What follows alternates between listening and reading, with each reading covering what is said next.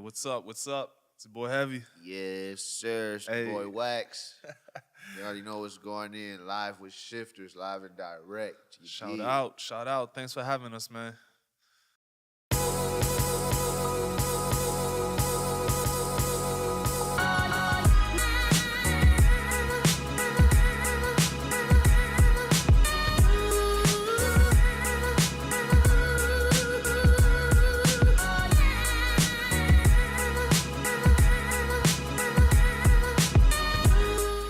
Welcome, Shifters, to our first ever live interview. And for you today, we have two amazing up-and-coming artists. We have one that is local, and the other one is from the LBC, the famous Long Beach, California. So to my left here, we have Waxx. He's the son of the legendary MC Ren from none other than NWA. Yes, Waxx. sir. Yes, sir. It was good. It was good. Welcome to Live in Canada. Canada. Yeah, thank you, Hey. my dog. And we have Hevve right here on my right. What's good, guys? He's straight from Gatineau, Quebec, right over the border. So, you know, 819-613, man. rep that. What's up? Rep that. What's up? And of course, y'all know Kevin and Vlad Yes, sir. here. What's up? Yo, what's poppin'? Yo, it's the Shifters. Fellas, You what's already know good? what it is. Yo, Yes, man, sir. Cy, it's We're good to here. see you, man. It's good to have you guys here as well. Yes. Kevin, Y'all what's for having poppin', us, man? man. What's up? What's up? Yo, so me, I have a quick question for you just before we get anything started, man. Usually around that time of the year is when I try to go to California. You know what I mean? I try to leave Ottawa, but now you're here instead. You know, Yeah. like how did that happen? Like what's with the switch, man? Yeah, I had to, go to reverse 180 way, come up here instead, let everybody flood LA, you know what I mean? That way I can get out of town, you know what I mean? Do whatever I gotta do, work on music, have time to just think, revamp, reboot, you know what I mean? Regroup, you know what I mean? Redirect, you know what I mean? Re-energy. Nah, I should ain't gonna say get no re-energize. All this cold is No, gonna you're a drag rapper, bro. energy out. You're a rapper. Yeah, You I was can- about to keep You know, it's okay, man. You can make up words. You can just floor. But I fuck with the snow too because we don't get that out there. So for me, it's like it's cool. It's like, you feel me? It's really a whole different environment. For So, sure. So since you've been here, have you taken advantage of our new marijuana laws? Yeah, I mean, I didn't even know. Actually, when I got out here, I thought I was being sneaky. That shit's legal. You're all high and paranoid. And my Like book- yo, my cops book- are following me. Yeah, my man Jay, my booking agent, was like, "Yo, you could smoke that shit. It's legal out here." And I was like, "Oh, what? Oh, yeah." But I still tried to keep it cool because I didn't want to be all out in the streets. I don't know how the cops is up here yet. So. Yeah, right now it's still a little bit weird, you know. Like it was legalized about like a month ago or something. Yeah. So Oh, it's yeah, still a they little bit weird. People are still like tripping out a little bit. They're like, you know. Yeah, that's what I'm saying. Everybody's still on edge. That's why I wasn't gonna be big all in the streets riding around. Like, It's not Santa Monica Beach right now. Yeah, You know what I yeah, mean? yeah. But It isn't. Now, is this your first time in Canada? yeah, it's my first So time. what out. are your first thoughts of the North? It's crazy. I fuck with it. I'm from the north side of Long Beach, so it's like, Yeah. It feels like home. yeah. But just with snow, like, you know what I mean? The city be cold too in the winter, so. Different type of noise. Yeah, it's cool though. You know what I mean? Everybody nice up here. It's probably some shitheads up here too. But Shit has everywhere. hey, everywhere. The But thing, it's cool though. usually when Americans come to Canada, the very first thing to say is the first comment's always like, it's so clean. Oh, That's like the yeah. the typical Nah, American comment. It's a lot of comments, bro. Like, it's a lot to even just try to squeeze into that. Like, it's a lot of shit I can talk about. It's clean. The air is way different. Like, you fly into LA, you could just see the air. Like, you could see, like, it's like a cartoon or some shit. It's really a cloud over the fucking city, like smog, weed, piss, shit. You know what I mean? It's crazy. So, it's wild. But up here, it's clean. Grounds is clean. The freeways is clean. Out there, they got programs where they saying people in jail, they got to go clean the freeways. It's that bad. I mean, it's normal, too. Like, people are nice here, man. They just pick up after themselves. You know what I'm saying? It's like, yeah, nah. But at the same time, so you're the son of NWA's MC Ren. Yeah, And that's crazy, man. Like, my first question for you is, at what point of your life, at what time did you actually notice what the legacy of your father was, and like what kind of impact did it have on you when you first discovered that?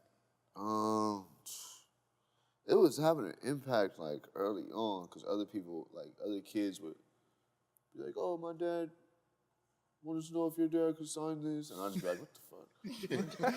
Yeah, like, you know what I mean? Like, they already done found out. And then, but probably, like, when I was, like, 15, 16, was probably when I was like, whoa, all right, hold oh shit, oh what, legend, oh shit. You know what I mean? I start looking at shit different, plaques on the wall and shit. Like, oh damn. So now, At that point, I was like, okay, I get it now. I see what's going on. So now for you as an artist, do you feel pressure? Because like right now, there's a lot of like second generation rappers out there, like Young Dirty Bastards out there, King Combs. Like kind of, it's now like kind of the second generation. Do you Shout feel out like King Combs, that's my dog. Oh, yeah? Yeah, Cool. Oh, cool. So is like, do you feel like a sense of like, you feel like there's a pressure on you because like people know like what your dad has done or anything like that? Yeah, for sure, because people kind of, you get half of it where it's like, they expect you to instantly like be either just like them or him, or they expect you to, you know what I mean, to already be doing this and that. Who knows what it is? It's just a whole lot of different expectations left and right. You know what I mean? They expect me to look different. I have people like, wait, what? You look like Snoop. No, you know what I mean? So it's all kind of weird. To be fair, you do look like Snoop a I little really bit, bro. don't. Yo, That's so amazing. I didn't think so until you said it. I'm Me like, too. know. Like, No, actually can't unsee it. No, look, it's all kind of stuff. It's never really like the homies. It's always like some random, like, you know what I mean? Somebody that's really like weird. Somebody named Jim that's interviewing me and some whole other stuff in Venice Beach. Oh man, you look like DJ Quick. any older black rapper with hair. Yeah. But token reference, right? Like, he'll pull expectation wise, it don't really faze me though, cause like I you know what I mean. I wasn't always trying to pursue rapping and music, so. Yeah, at what point did you realize that this is something that you like doing that you're actually pretty good at too? Thank you. really good at it. Yeah. Appreciate that. We'll get into your discography in a bit here, Yeah. but I'm not just saying that. I actually listened to Love from the 65th yeah. Street, and like, well, we'll get into that. But at what point did you realize that, you know what, like, this is actually, it's not just like my father's legacy. This is something that, like, I could do something in that or something. Man, probably like when I was like 21, 22. Yeah. I was probably like 5-6 years ago is when I was like, damn, wait, what? I should try to really make this, you know what I mean? Because I always messed around with it, but I never wanted to like really take it into that like career mode. You know what I mean? I just had the typical, we hear Lil Wayne or different beats coming on. Oh, by the way, you also look like Lil Wayne a little bit. Yeah. Lil Wayne. Definitely got the dreads going. Yeah, for sure, Lil Wayne too. That's crazy. But yeah, though, man. Around 21, 22. Okay. Overall was when I was probably like, yeah, let me start doing it. Okay. And then, you know, from there it took a couple years for it to be like, because even then it was still like I'm in and out. Yeah. I still want to hang out in the streets. I still want to do other shit, party, chase girls around. Yeah, for sure. I mean, we've all done that, Right? Yeah. That's what I was gonna say. Like, So when it comes to your sound, you're kind of, you know, you have obviously a different sound than say your father's generation. You have more of kind of a bit of a trap style. Like when people like say your father or his generation hear your music, are they kind of like, do they like how the West Coast sound has evolved, or are they kind of like, yo, that's not it, guy, that's not West Coast, you know, or like, are they receptive? I'm gonna be real. It's usually the older heads is usually the ones that say that type of shit. Yeah, they usually be the ones like. But then it still be don't get me wrong. There's a lot of older OGs that be rocking with it too. Like I done heard some OG cats like, man, Slow those from 65th Street hard, my nigga. Like, I'm like, damn, you was in your feelings bumping that shit. That's what's up. You feel me? I'm just talking about heartbreak the whole time. Man. hell yeah. But in the same sense though, like, listen, you know what I mean? Everybody got their own opinion, so everybody feel how they feel about all kind of stuff. You know what I mean? I talked to my pops about that type of stuff too. Like when they came out, they was the new music. Everybody was like, what the hell is this? No, this ain't music. This ain't. We still off this James Brown or whatever everybody was on. You know what I mean? Rick James. You know? So, you know what I mean? It's just times. Everything evolved. Generations, shit changed. Speaking of the Love from the 65th Street, there's something I really want to talk to you about because I found that the way you tackled this project was really unique in the sense that, you know, especially with the era that we live in, people are more into like, you know, the music has a certain sound, but it's like you're still really grounded in lyricism and storytelling. Right. And I found that that project that you had actually had an overall theme to it. But is this something that is this something that you actually did on purpose? Like you actually wanted that album to have a specific type of theme or identity to it, or? Originally, nah. Originally, I had a whole different idea. I just wanted to put together a project because the first project I really put out that was like with some real stuff was probably like 2015, 2014, 2015. I think 2015 it was called Wax Museum. And it was cool, but it was like, you know, a little amateur project. I just had a bunch of songs put it together. And then, so when I did this one, when I did Love Notes from 65th Street, I really was just working on music. You know what I mean? I was just writing, doing a whole bunch of stuff, writing, freestyling, just recording. I was learning how to record myself too. Like, and at the time, then I noticed the theme of most of my songs at that point because I was going through it with my girl at that time, and I was just always just these zones. Next thing you know, I was just, you know what I mean, just sad about a bunch of bullshit for no reason. Yeah. But then I would be like mad, like, what? I ain't no punk ass sad motherfucker. Like, and then next thing you know, I was making music and shit about it. So then, like in the end, it became like, yeah, I'm gonna theme this whole thing out. This might as well just be what it is. Like, you know what I mean, talking to homies and shit. Then the name came about. Like, so. And why the 65th Street? Is this like where you reside? Or? Yeah, that's where I came up at in Long Beach. Okay. I lived all around Southern California, but Long Beach and 65th, around that area is where like I stayed at. I always was like rooted to that area. Auntie, I got like 2 aunties stayed over there. My grandma stayed right there. Aunties, shit like that. So. Yeah, I love Long Beach, man. It's something else. It's something else over there, man. Yeah, it's cool. As long as you know, you just gotta be in the cool areas. True, that's a lot of cities are like that though. That's fact. Know where you're going. That's fact. But it's cool though. And the north side is cool too. You know what I mean? Yeah, it's cool. So in terms of like, you know, because we brought up like the sound that you're going with and everything, but is there a specific genre that you feel is you're more in tune with, or? Nah, I really don't even like pay attention to that, to be honest. I don't never really even think about it. Okay. Like sometimes I do. You know what I mean? Because I know these type of questions come or these type of, everybody got, you know what I mean, perspective on it, whatever they hear. You know what I mean? If I hear something you can show me right now, I'll be like, okay, yeah, this is trapper. Oh, this is this and that. So realistically, I don't really think too much. I just, whatever I'm in the mood, whatever I'm feeling, I just start creating music. But I know how I sound. I know what type of sound. How I rap or I do melodies or whatever. So. But you know, at the same time, I feel like that proves that you're meant to be an artist, because that's actually what musicians are called to do, right? It's actually to channel a certain emotion and just let it inspire them, and that's actually what you're doing. So, in a way, it's kind of interesting that this project actually came together upon like, you know, discovering like that strong emotion that you had to do. Yeah, it was cool. I just like you said, I just was thinking about shit I was dealing with at the time, and then 65th Street, that's, you know, there's a whole lot of bullshit too on 65th Street. That's why it's other little stories on that project too, like you know, gang banging, all kind of shit going on over there. So it was cool though. That's what people relate to though. Yeah, want some real shit. Like people always relate to shit. That's what. It was crazy. I was just I forgot who I was just talking to. It was like tell me I fuck with the project. I fuck with your music. And I was just thinking like, damn. They said something like, yeah, I can relate to it. And I was just like, damn, that's crazy. You relate to just being pissed off at your spouse right now. Not fucking with you. Damn, we all been there. A lot of people relate to that one, I think. Yeah. I had homies from the pen hit me up like, this shit hard. I got homies really in jail. Tough, big homies. Big buff, Tookie Williams type homies, No, man, we all get our heart broken so it's from cool. time to time, man. Right? Yeah.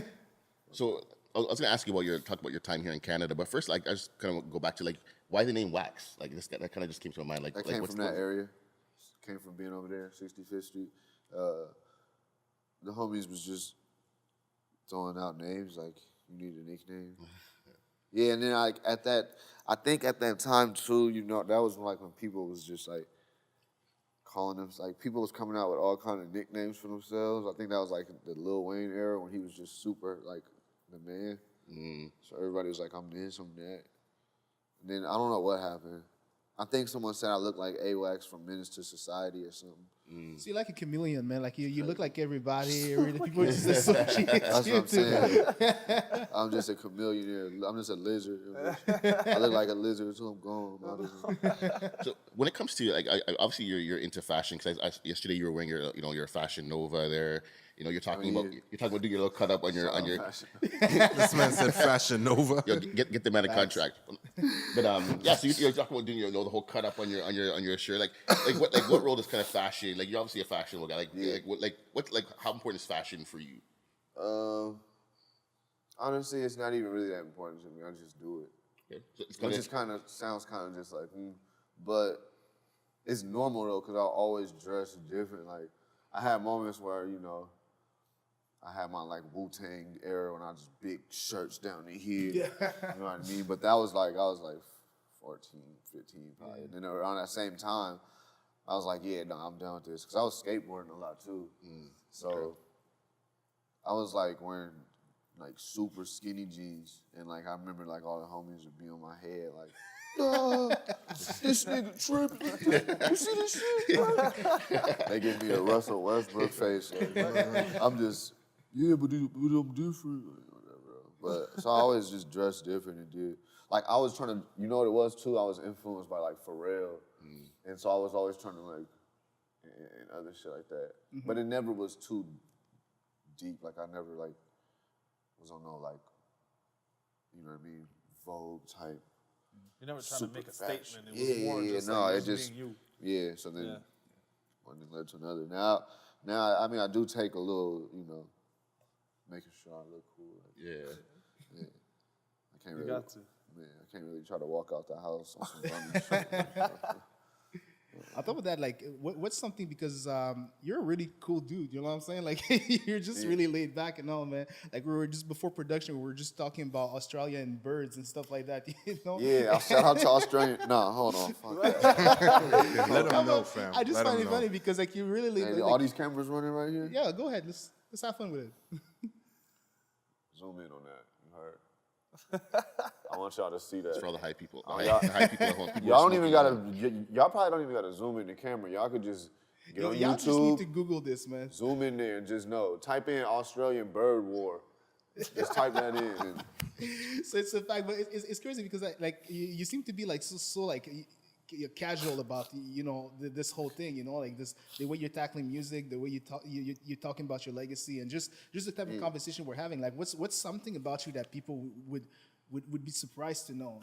It's something that they wouldn't assume just off knowing the name and what you represent. I mean, I guess that I'm really just like you know what I mean? I'm a humble person. I'm chill. Like I don't really care too much. You know, I don't really do too much about the whole like hype around everything else. Like everybody's dad is cool. Everybody think they dad is cool. You know what I mean? It just so happens more people than seen my dad. Yeah. Nigga had fire bars and shit. So other than that, like you know what I mean? That's my dad. So I never really been like big headed about too much stuff. Like you'll see it like in my bio or something. Like, but you don't really like see me doing too much. Like boasting about it or anything. You know what I mean? Do you and your dad ever argue over who has better bars? Nah. It ain't an argument. It's like, I got the better bars. Nah. I ain't gonna lie. He'll kill me off. Yeah. So But like, time, I could get him though if we put on something like some crazy new shit that might blow his head off. He might be like, what the? Like put on like a Young Thug beat, I'm gonna get him. You put on a normal beat, hip hop beat, he gonna get it. At the same time, man, like so you connected with Hevve here in Gatineau, and Shout out across the bridge here. Yes. So how did you guys get connected? Like, how was it like even working together? And what's the energy and the dynamic like? Damn, Hevve. How'd it happen? Man, like everything just really happened so quickly, quickly but organically at the same time. So basically, Phil, who owns a Siwi company on the Quebec side that prints shirts and everything, we had worked together a couple years back, and he contacted me like earlier this week. Basically, he's like, I got a contact. One of my boys brought in MC Ren's son like to the city, and like I showed him your music, and they really want to work with you. And I was like, You're fucking with me, right? Like, no, like, you messing with me? First of all, I was like, we haven't even spoken in years. Yeah. But it was all love, man. He's like, I've been following your music. You're doing everything proper. So, like, if there's somebody I want to introduce, then it's going to be you. So we linked up and everything. And as soon as we hit the studio, man, it was... Yeah. So, like, we've been boys for a while, man. Like, it was just so that shit was natural. cool. Hell yeah, so that shit was natural. super And, cool. like, that first night, we did 2 songs, and, like, they're bangers, both of them. Oh, you guys already worked on a bunch of stuff? We don't mess man. around. Yeah, We don't mess No, around. I'm just gonna say I've already heard the tracks. I'm just gonna say I've already heard the tracks. Definitely did. Kevin knows. Love Lock is a big tune. Yes. Oh yeah. That's one. It's just It's fine. it's I cool. work here. I'm gonna try to get a hold of it later. I got you, bro. Cool. I'm gonna Nah, shoot you it's the quick. just camera. it's really cool, and Cool. like he said, he's a really humble person and everything, and like you said, you never know. Like you hear so many things, you're like, oh, MC Ren's son and everything. You know, you don't know how the person. You don't know. No, you don't know how. You know, and as soon as we linked up and everything, I was like, all right, this is gonna be a cool vibe. And then when I really listened to his music and everything, I was like, oh man, this is the vibe that I love to work in. So like, it's gonna work for sure. How would you say that's eventually like impacting you as an artist, like just in terms of like your career and how far along you've come, you know, and just seeing that, you know, now you've worked with MC Ren's son and like you have that on your list, like is it changing the perspective of things for you a little bit? Man, the whole year has been crazy with the whole Blues Fest, House of Paint, just everything we did in the city. This is just like the cherry on top of the cherry on top of the Sunday that's on top of the Sunday. You know, like it's been such a blessed year, and I feel like this is just another. It's just the beginning of another journey. Yeah. Like it's just the beginning. When you guys were working together, was there anything that you guys like saw in each other, like the different approaches? You guys probably approach music differently, or how you guys create. You guys kind of look at each other across the studio and be like, you know, I'm just kind of maybe I'm gleaning something from how this guy is working or how he moves. Oh yeah, no, like we how definitely he vibe. moves. Yeah, we just vibe. Really, we just was in there on the. We were jamming. We were just in there rocking out, like for real, like. You know what I mean? You know, it was one of them sessions where it wasn't like, all right, I'm not do this. It was just like coming up, saying shit, throwing shit out there. Oh yeah, that's tight. Oh shit, you should say that. Oh yeah, no, you should say that. Yeah. And like Shit, it was the first time we worked together too, kicking right? it, So like we were just trying to feel out each other, like see what we can do. And Most of the time we wasn't even talking about the song. Like we been talking about a whole bunch of other shit. Yeah. And then next thing you know, like It was oh really yeah, a jam oh yeah, session. let me go do my verse. Oh, all right. yeah. Talking about birds. Yeah.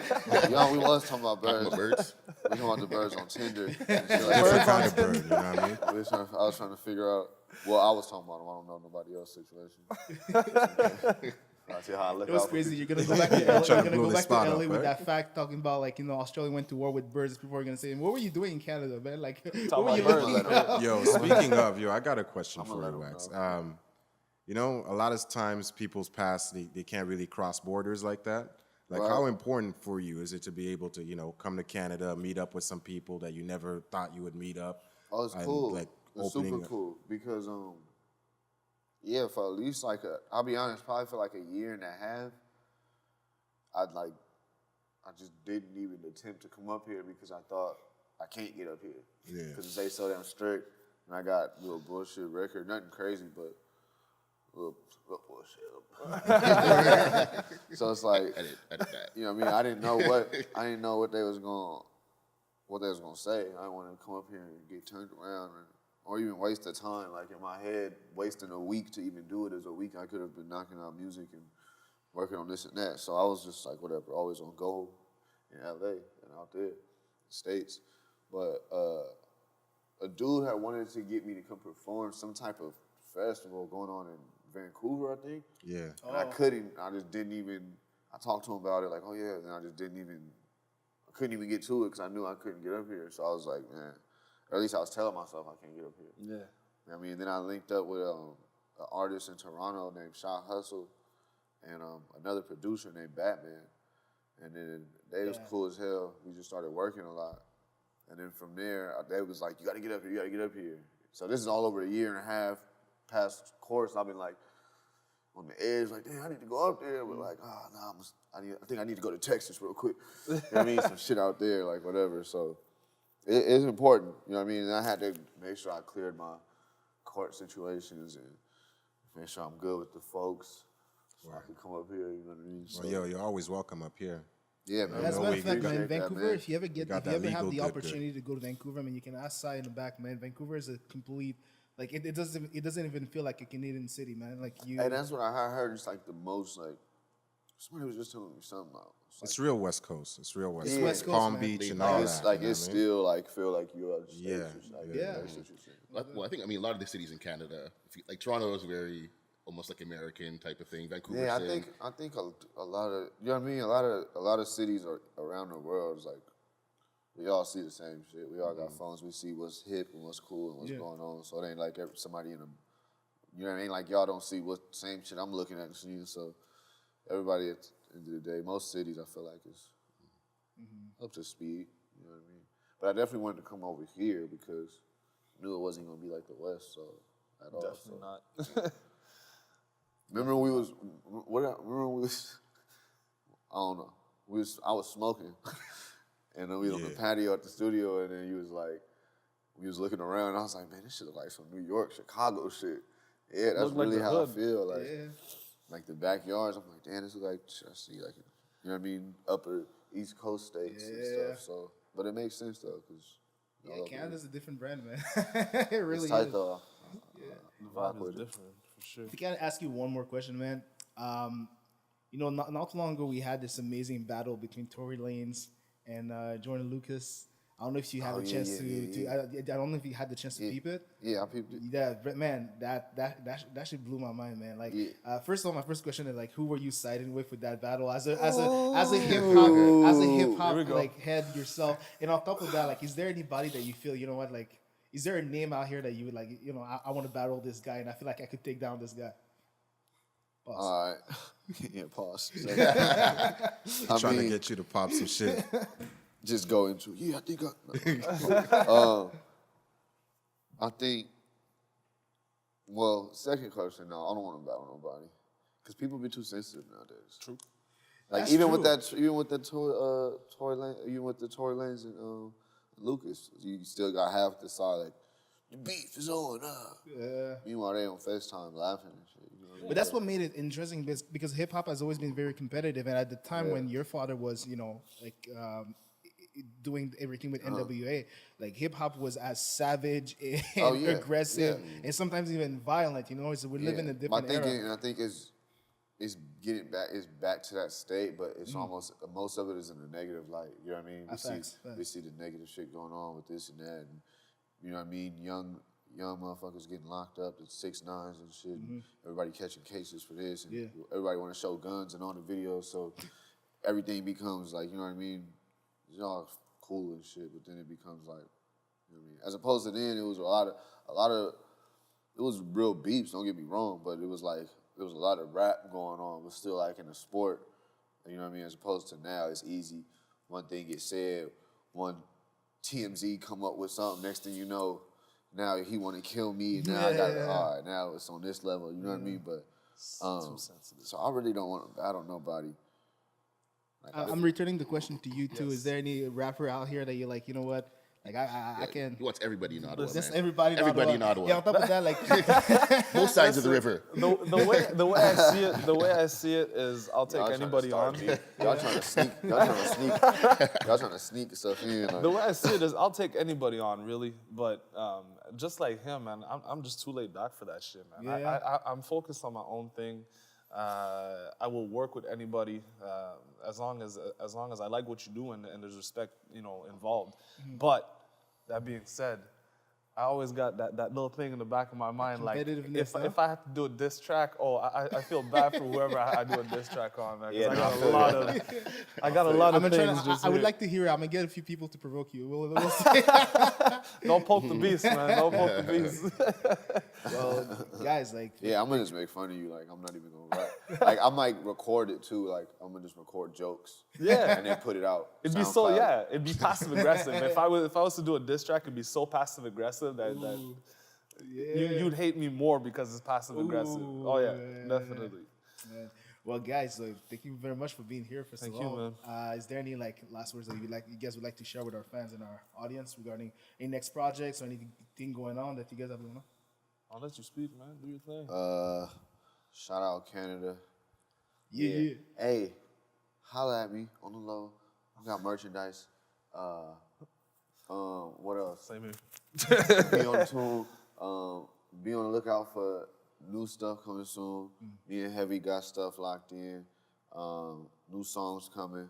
Follow me at Waxxtho, WAXXTHO. I'm pretty sure y'all have some cool little pop-up shit. Yeah.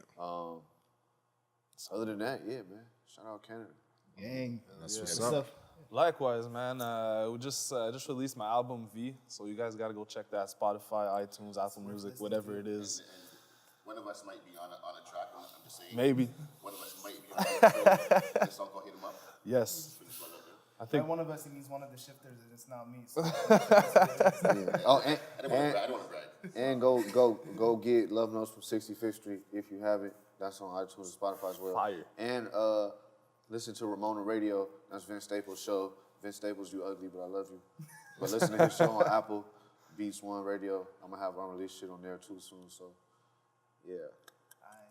And we're the shifters, guys, and that was Hevve. Shout and out to the Waxx. shifters. Thank you very much for being here, Kevin. Thank you. Where can people find you? On all social media platforms at Kevin R. Bourne. MySpace.com, Kevin on. And Cy in the back moderating everything, man. Just pop in. Where can people find you, man?